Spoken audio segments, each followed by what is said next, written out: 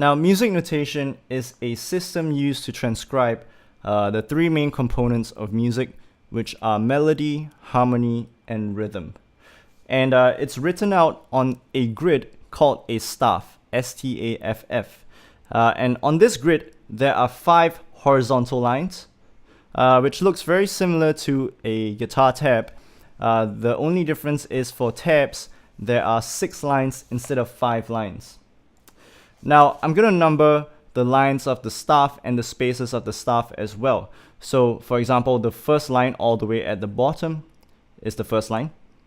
The second line is here, third line, fourth line, and fifth line.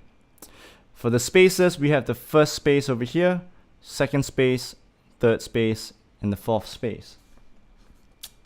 Now, at the very beginning of every staff or every sheet music, you will find this symbol, which is called a clef. This is a treble clef to be specific. Now, there are many different kinds of clefs, but since we are focusing on guitar music, we're just going to look at the treble clef because most of the notes on the guitar lie within the treble clef. So where do we find the notes, the musical notes on the staff?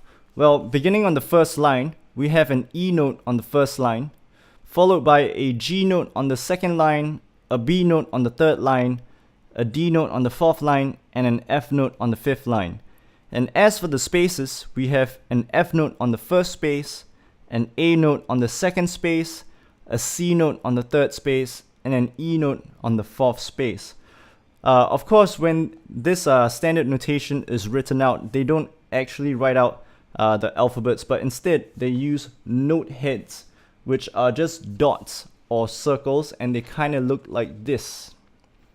If you remember from the rhythm, the basic rhythm theory we had from the introduction section, you will notice that these are very, very familiar.